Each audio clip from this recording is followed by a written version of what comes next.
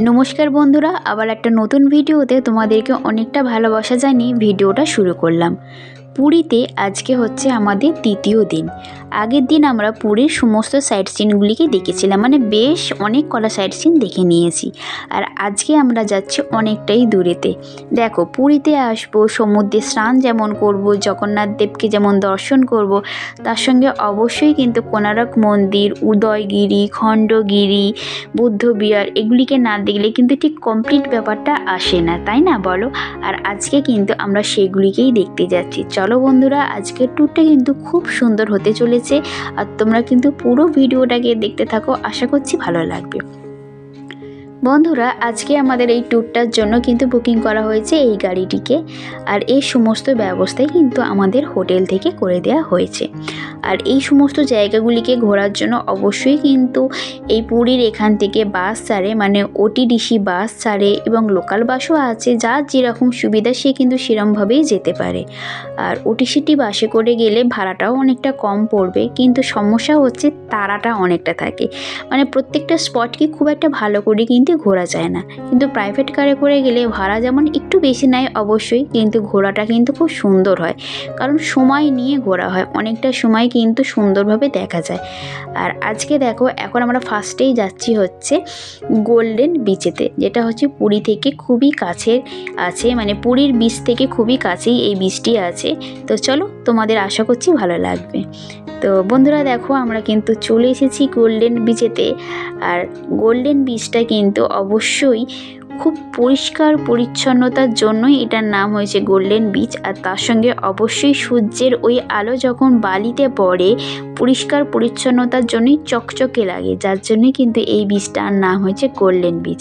আর golden বিচে প্রবেশ করার জন্য কিন্তু টিকিট কাউন্টারও আছে, কিন্তু আমরা সেই সাইড দিয়ে না ঢুকে অন্য সাইড দিয়ে এসেছি, কারণ খুব একটা বেশি এক সময় আমরা এখানে কাটাবো না, কারণ যেহেতু অনেকটা দূরেই আমরা যাব, তার জন্য এখানে মিনিট 10 কাটিয়েই কিন্তু আমরা আবার আমাদের গাড়িতে উঠে পড়েছিলাম। আর এখানে কিন্তু এরকম গাড়ির ব্যবস্থাও আছে।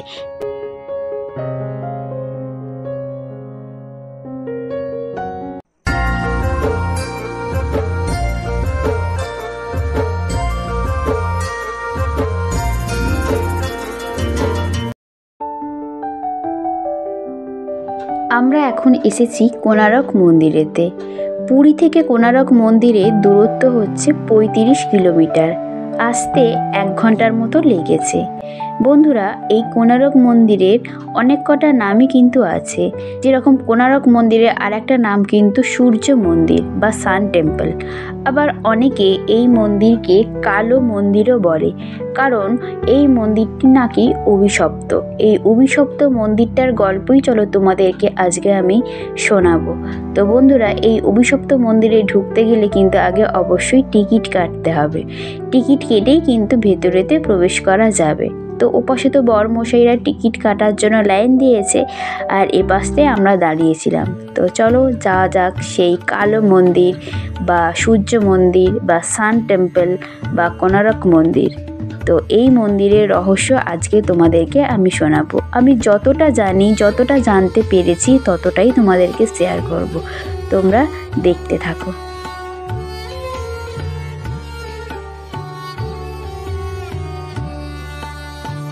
মন্দিরের সামনেই আছে নাট মন্দির। আর দেখো সবাই কীরকম নাট মন্দিরের ওপর দিয়েই যাচ্ছে, কিন্তু প্রচণ্ড ভিড় থাকার দরুন আমরা কিন্তু ওপর দিয়ে গেলাম না, সাইড দিয়ে গেলাম।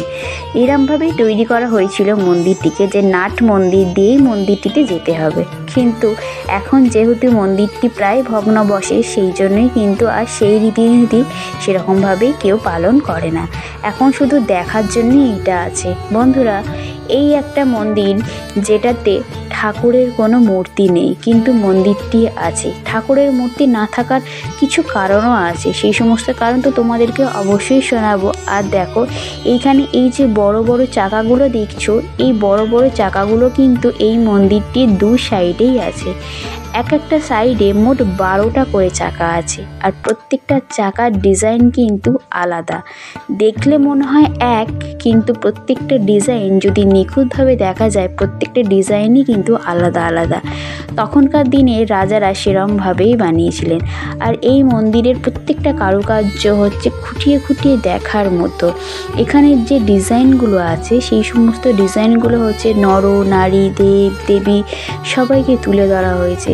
আর মন্দিরটির মধ্যে অনেক রকমই ব্যাখ্যা আছে, যেগুলি জানতে গেলে আমাদের বহু বছর লেগে যাবে। পুরাণ মত অনুযায়ী একটি গল্প আছে। ভগবান শ্রীকৃষ্ণের পুত্র ছিলেন শাম্ব, আর শাম্বকে অভিশাপ দিয়েছিলেন শ্রীকৃষ্ণ নিজেই কুষ্ঠরোগ হওয়ার জন্য। আর শাম্ব কুষ্ঠরোগ থেকে মুক্তি পাওয়ার জন্যই চন্দ্রভাগা নদীর তীরে 12 বছর তপস্যা করেছিলেন। শাম্বর তপস্যায় সূর্যনারায়ণ খুশি হয়ে তাকে কুষ্ঠরোগ থেকে মুক্তি দিয়েছিলেন, সুস্থ হয়ে গিয়েছিলেন। তারপরে কিন্তু শাম্ব সূর্যদেবের একটি মন্দির নির্মাণ করেন। এই ঘটনাকে বিশ্বাস করেই পরবর্তীতে সূর্যনারায়ণের পরম ভক্ত প্রথম নরসিংহ 1255 খ্রিস্টাব্দে এই মন্দিরটি নির্মাণ কার্য শুরু করেন। রাজা নরসিংহ বলেছিলেন যে 12 বছরের মধ্যে আর 1200 মিস্ত্রি দিয়েই কিন্তু এই মন্দিরটিকে নির্মাণ করতে হবে। 1200 মিস্ত্রির একটা মিস্ত্রিও না বেশি হয়, আর 12 বছরের একদিনও না বেশি সময় যায়। এটা রাজার নির্দেশ ছিলেন, কিন্তু নিয়ম মতো সেরকমভাবেই কাজ হচ্ছিল।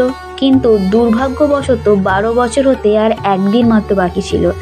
আর এদিকে মন্দিরের মাথায় একটা মঙ্গল কলস বসানো ছিল, যেটা কেউই বসাতে পারছিল না।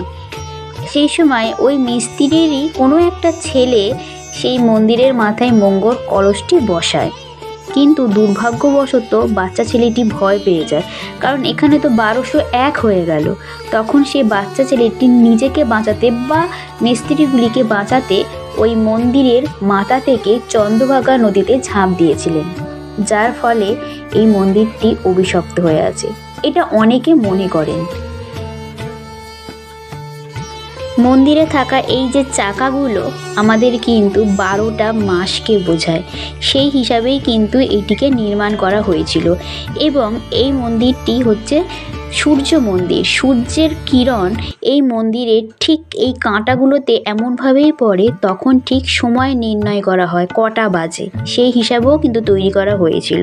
মানে কতটা মাথার বুদ্ধি দিয়ে কিন্তু মন্দিরটিকে নির্মাণ করা হয়েছিল। প্রত্যেকটা কোনায় কোনায় কিন্তু অনেক রহস্য লুকিয়ে আছে, আর এত রহস্য ভেদ করতে গেলে ওই যে 12 বছরই হয়তো লেগে যাবে।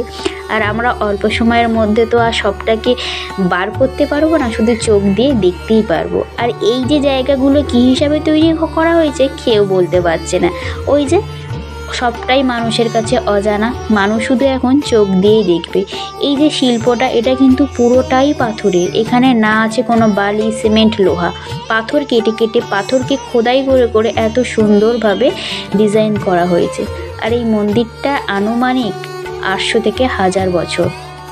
জানি না এই মন্দিরটা আরও কত বছর থাকবে, তবে মন্দিরটা কিন্তু ধীরে ধীরে ভেঙে যাচ্ছে, কারণ এই মন্দিরের মাথায় ছিল 52 টনের একটা চুম্বক, যে চুম্বকটা কিন্তু এখন আর নেই। সেই চুম্বকটা না থাকার জন্য মন্দিরটা কিন্তু ভেঙে পড়ছে। বন্ধুরা, এখন তোমরা নিশ্চয়ই ভাবছো, বাবা 52 টনের এত বড় চুম্বক মন্দিরের মাথায় ছিল? হ্যাঁ বন্ধুরা, এই 52 টনের চুম্বকটাই কিন্তু মন্দিরটিকে ধরে রেখেছিল, সেই হিসাবেই কিন্তু নির্মাণ করা হয়েছিল। কিন্তু এখানেও একটা গল্প আছে। ওই যে 52 টনের যে চুম্বকটা ছিল, পাশেই যে সমুদ্র, সেই সমুদ্র থেকে যখন নাবিকরা যেত বাণিজ্য করতে, তাদের কিন্তু অসুবিধা হতো, তাদের দিক নির্ণয় করতে অসুবিধা হতো। ওই চুম্বকের টানে তাদের দিক এদিক ওদিক হয়ে যেত। তখন পর্তুগিজ নাবিকরা কী করতো, ওই চুম্বকটাকে সরানোর চেষ্টা করেছিল। সেই নাবিকরা এসেই এই চুম্বকটিকে সরিয়ে দিয়েছিলেন, ফলে সেই চুম্বকটা না থাকার জন্য কিন্তু এটা ধীরে ধীরে ভেঙে পড়ে। বর্তমানে দেখো এরকম লোহা দিয়ে এখন মন্দিরটিকে সংরক্ষণ করার চেষ্টা করা হচ্ছে।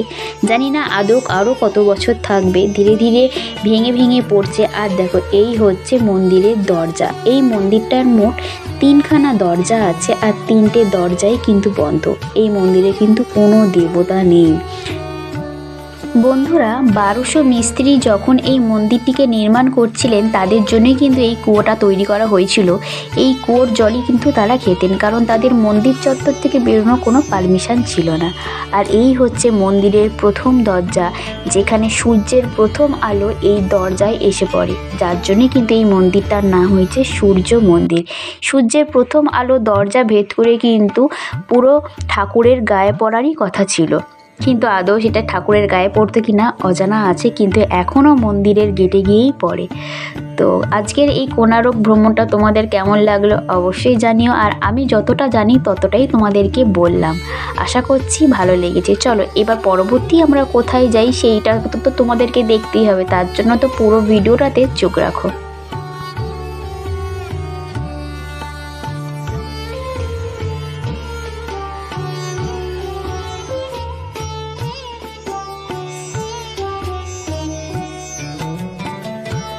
কোণারক মন্দির দেখে বেরোনোর পথে এই সমস্ত দোকানগুলো এখানে আছে।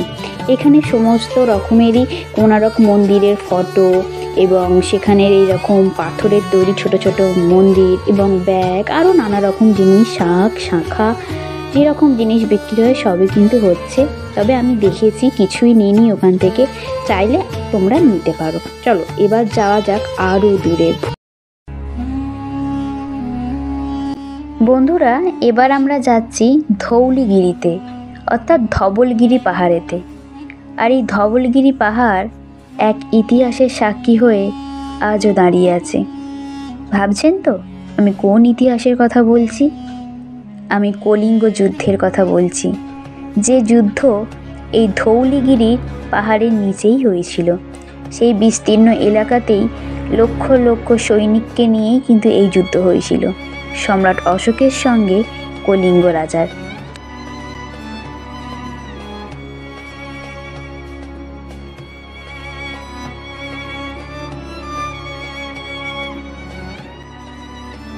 এখন আমরা যাচ্ছি ধবলগিরি পাহাড়ের উপরে একটি সুন্দর শিব মন্দির আছে, সেটিকেই দর্শন করতে।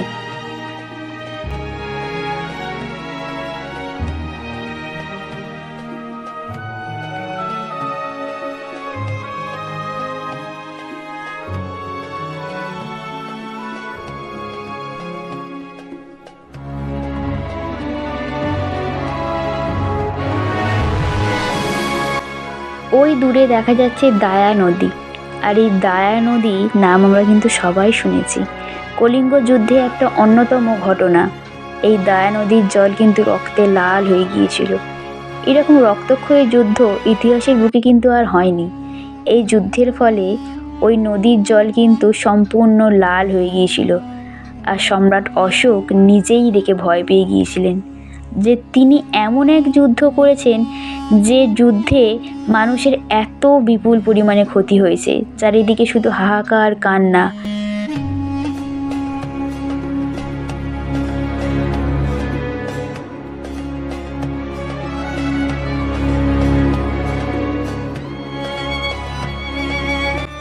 এই শিব মন্দিরটার পাশ দিয়েই এখন আমরা যাচ্ছি সেই শান্তিস্তূপে, যে শান্তিস্তূপটা সম্রাট অশোক নির্মাণ করেছিলেন কলিঙ্গ যুদ্ধের পর।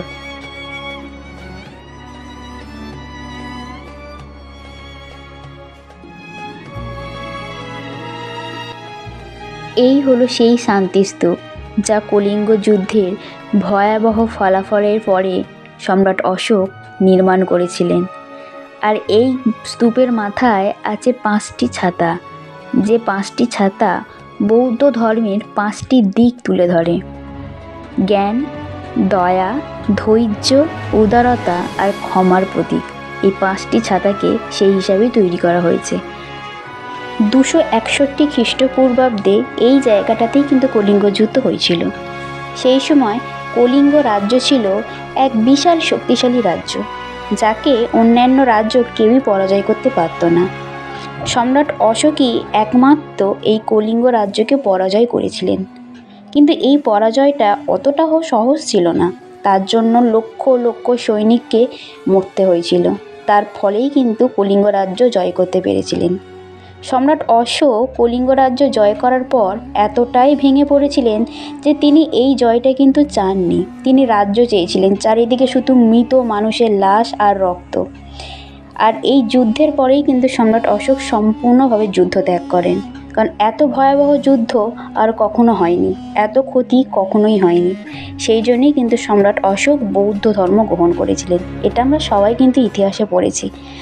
পরবর্তীতে 1970 সালে জাপান সরকারের সাহায্যে এই স্তূপটি নতুনভাবে আবার নির্মাণ করা হয়। তো বন্ধুরা, আজকের এই ধৌলিগিরি পাহাড় সম্পর্কে জেনে তোমাদের কেমন লাগলো অবশ্যই জানিও। এবার আমরা যাচ্ছি আমাদের পরবর্তী জায়গায়।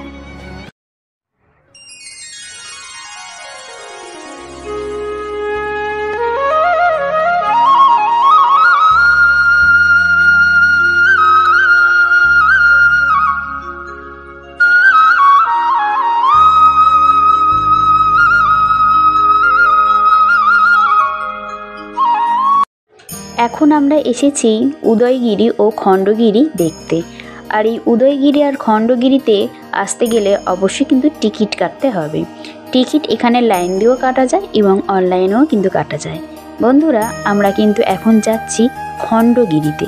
আর এই খণ্ডগিরি পাহাড় অনেকটাই উঁচু। তো চলো যাওয়া যাক এই খণ্ডগিরি পাহাড়েতে।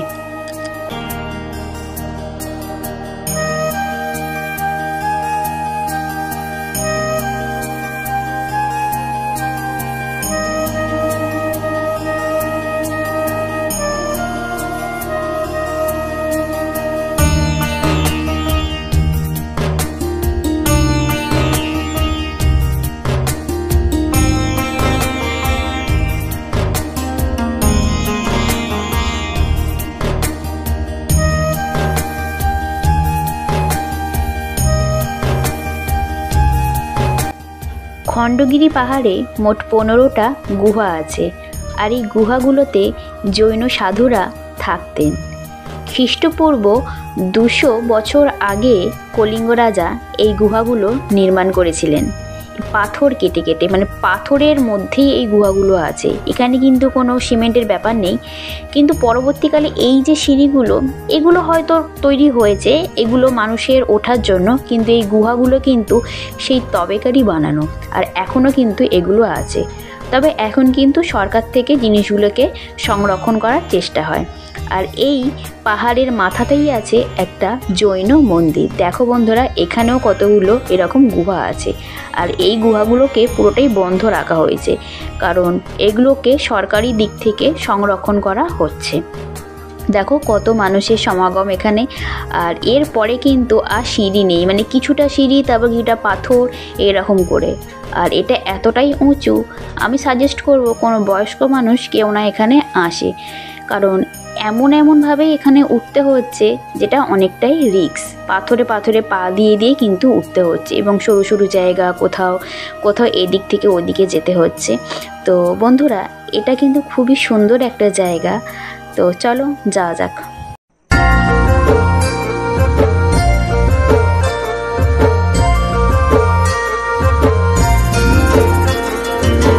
डाली डाली फूलों की तुझको बुलाए रे मुसाफिर मेरे उत्तराखंड में।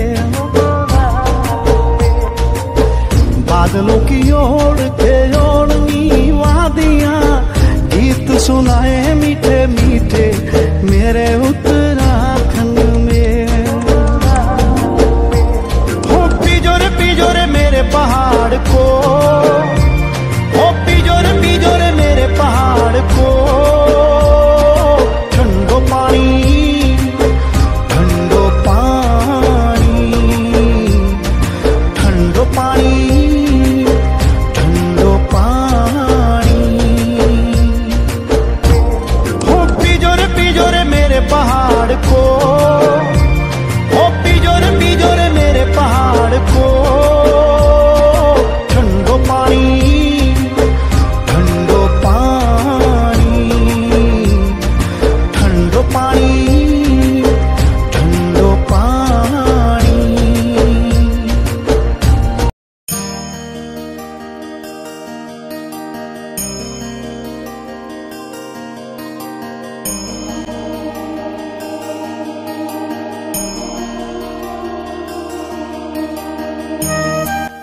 এখন আমরা এসেছি খণ্ডগিরি পাহাড়ের মাথায় যে জৈন মন্দিরটি আছে সেটিকে দেখতে। বন্ধুরা, এটি একটি খুব সুন্দর মন্দির। তোমরা যারা পুরীতে আসবে তারা কিন্তু অবশ্যই উদয়গিরি আর খণ্ডগিরিতে আসবে, না এলে কিন্তু এত সুন্দর জিনিস তোমরা দেখতে পাবে না। তো চলো তোমরা দেখতে থাকো।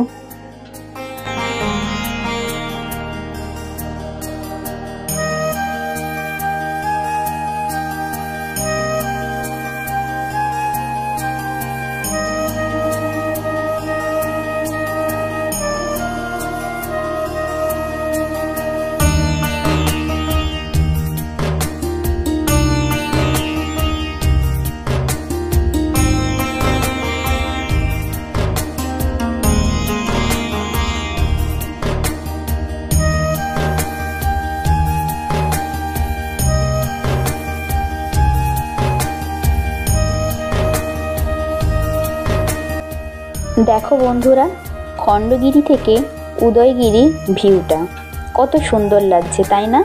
তো খণ্ডগিরিতে তো এখন আমরা আছি, আমরা উদয়গিরিতে যাব এবার। আর খণ্ডগিরি থেকে ভুবনেশ্বর শহরটিকে খুব সুন্দরভাবেই কিন্তু দেখা যায়।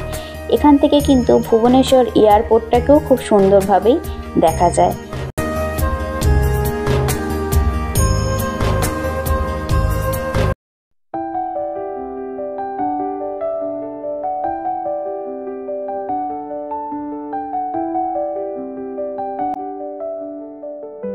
এখন কিন্তু আমরা যাচ্ছি উদয়গিরি পাহাড়েতে।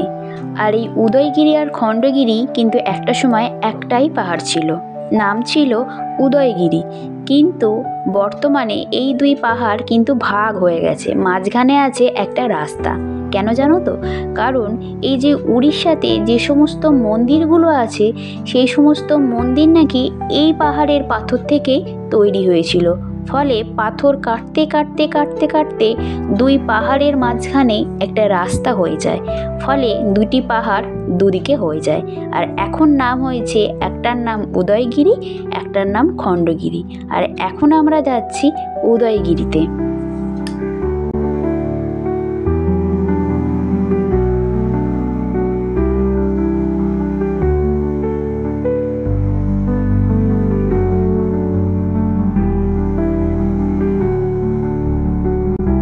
বন্ধুরা, উদয়গিরি থেকে এটা হচ্ছে খণ্ডগিরির ভিউ। আর এই খণ্ডগিরির ওপরেই কিন্তু একটু আগে আমরা গিয়েছিলাম, ওটাই হচ্ছে খণ্ডগিরির জৈন মন্দির।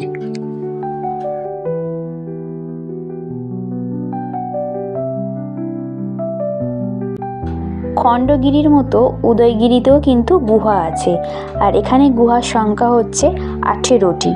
আর এই গুহাগুলোতেই কিন্তু জৈন সাধুরা থাকতেন।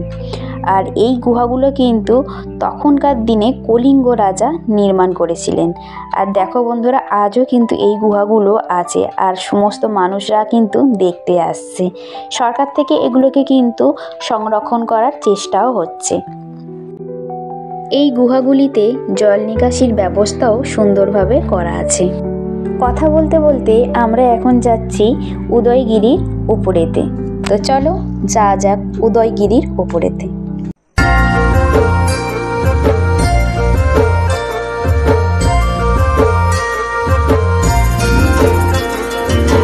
डाली डाली फूलों की तुझको बुलाए रे मुसाफिर मेरे उत्तराखंड में। बादलों की ओर के ओढ़नी वादियां गीत सुनाए मीठे मीठे मेरे उत्तराखंड में। हो पिजोरे पिजोरे मेरे पहाड़ को, हो पिजोरे पिजोरे मेरे पहाड़ को। ठंडो पानी ठंडो पानी ठंडो पानी ठंडो पानी। हो पिजोरे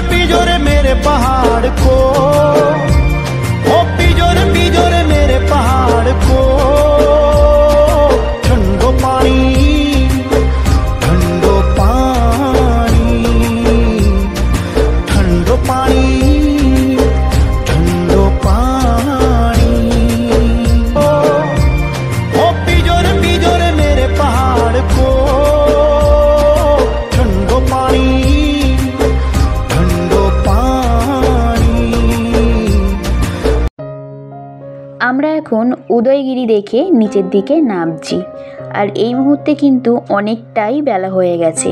সেই সকাল থেকে কিন্তু আমরা ঘুরে যাচ্ছি, আর এবার কিন্তু খিদে পেয়ে গেছে। চলো বন্ধুরা, এবার একটু আমরা খাওয়া দাওয়া করে নিই।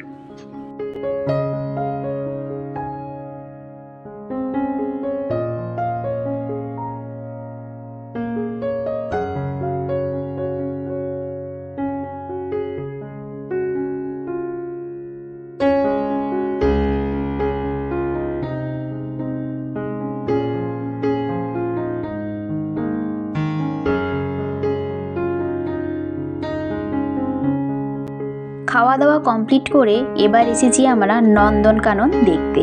আর এই নন্দনকানন কিন্তু উদয়গিরি খণ্ডগিরি থেকে খুব একটা বেশি দূরে না, তো আসতে আমাদের আধা ঘন্টা সময় লেগেছে।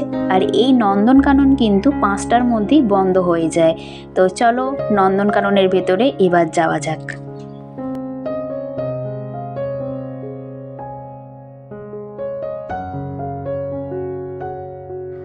নন্দনকাননে আসতে গেলেও কিন্তু এখানে টিকিট কাটতে হবে। টিকিট কাটার পরেই কিন্তু ভেতরেতে প্রবেশ করা যাবে। নন্দনকাননের ভেতরে এইরকম কিন্তু জঙ্গল সাফারি গাড়িও আছে, কারণ অনেক মানুষরা এতটা জায়গা তো পায়ে হেঁটে ঘুরতে পারবে না, যার জন্য এইরকম সাফারি গাড়িও করা আছে। গাড়ি করেও কিন্তু ঘোরা যায়। আর আমরা প্রথমেই চলে এসেছি ভাল্লুক দেখতে। তো দেখো বন্ধুরা, ভাল্লুকগুলোকে কি বড় বড়, ক্যামেরাতে এইরকম লাগছে কিন্তু সামনে থেকে বিশাল বড় বড়।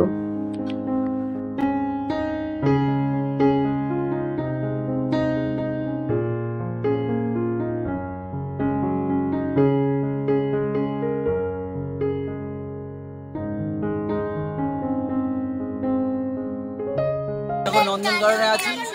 নন্দনকাননে এই জাস্ট ভাল্লুক দেখে আসলাম। ওই যে ভাল্লুক দেখে নিন, ভাল্লুক ভালো ভালো।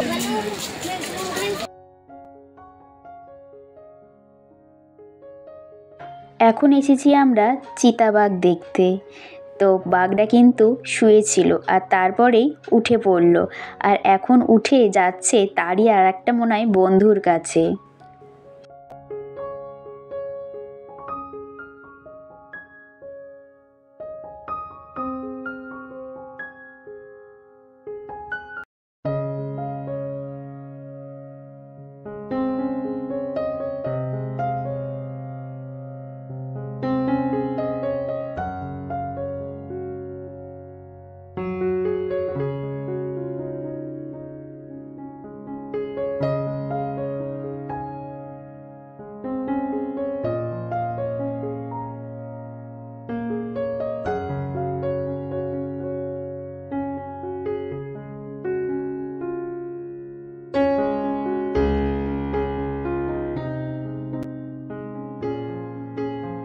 এখন আমরা এসেছি সাদা বাঘ দেখতে, কিন্তু সাদা বাঘটা এমনই একটা জায়গায় আছে যেটাকে আর ক্যামেরাতে দেখাতে পারলাম না, শুধু চোখ দিয়েই দেখে নিলাম। আর সাদা বাঘটা কিন্তু সত্যি এত বিশাল বড়, আর তার এমন শরীর স্বাস্থ্য, মানে দেখলেই তো ভয় লাগবে।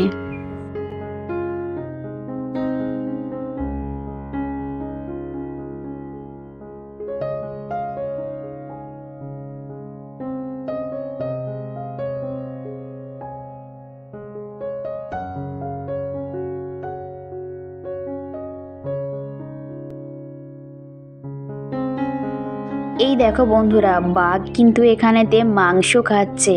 আর সবে মাত্র মাংস দিল, কাঁচা মাংস। মানে ভাবা যে এই দৃশ্য যে সামনে থেকে দেখবো, মানে ভাবার বাইরে। দেখো মুখের মধ্যে কীরকম মাংসটা নিয়ে নাড়াচাড়া করছে, এবার বসে পড়ে মানে শান্তিতে খাচ্ছে।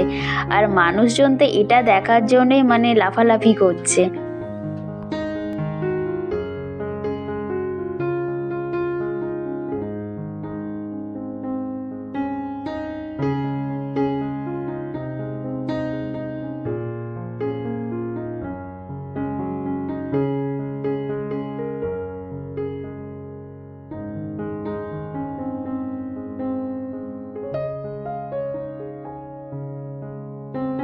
ওই দেখো বন্ধুরা, 4খানা ময়ূর, ময়ূরগুলো তাদের খাবার খাচ্ছে। আর দেখো দূরের দিকে কিন্তু 2খানা হাতিও আছে, হাতিগুলো কিন্তু এখন তাদের খাবার খাচ্ছে।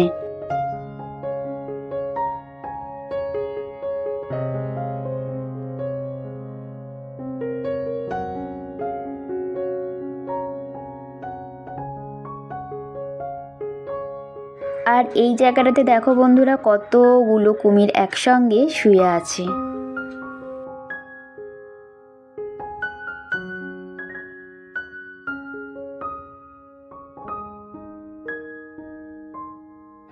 আমরা যেহেতু অনেকটাই দেরিতে এখানে এসেছি, এখানে কিন্তু সাপের ঘরটা বন্ধ হয়ে গেছে, তাই সাপগুলোকে আর দেখতে পেলাম না। ওপাশের বাঘ, হাতি, গন্ডার, কুমির এগুলোকেই আমরা দেখলাম। তবে বাঘটা যে ভালোভাবে দেখতে পেরেছি এটাতেই কিন্তু একটা আনন্দ হয়েছে।